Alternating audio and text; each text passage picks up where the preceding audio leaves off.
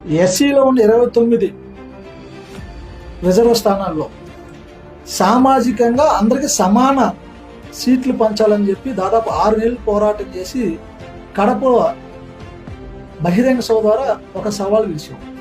ఇన్నేళ్ళుగా మాకు ఎమ్మెల్యే సీట్లు తక్కువ వస్తున్నాయి, ఎంపీ సీట్లు తక్కువ వస్తున్నాయి కాబట్టి 2 వర్గాలకి సమానంగా ఇవ్వాలని చేసిన పోరాటంలో ఆ పోరాటంలో చంద్రబాబు గారు 14 ఎమ్మెల్యే టికెట్లు ఇవ్వటం, జగన్మోహన్ రెడ్డి గారు 10 ఎమ్మెల్యేలు ఒక ఎంపీ ఇవ్వటం. దీనికి ముందు ఎలక్షన్లో ఒక్క ఎంపీ టికెట్ కూడా చంద్రబాబు గారు ఇవ్వాలి, 12 ఎమ్మెల్యేలు ఇచ్చారు, ఒక ఎంపీ ఇవ్వాలి. జగన్మోహన్ రెడ్డి గారు 8 ఎమ్మెల్యేలు ఇచ్చి ఒక ఎంపీ టికెట్ ఇచ్చారు. గతంలో మాకు ఒక ఎంపీ రాలా, ఇక్కడ లేదు. అసలు ఈస్ట్ గోదావరి జిల్లాలో ఈ రోజు వరకు ఒక మాదిగ ఎమ్మెల్యేకి అవకాశం లేదు.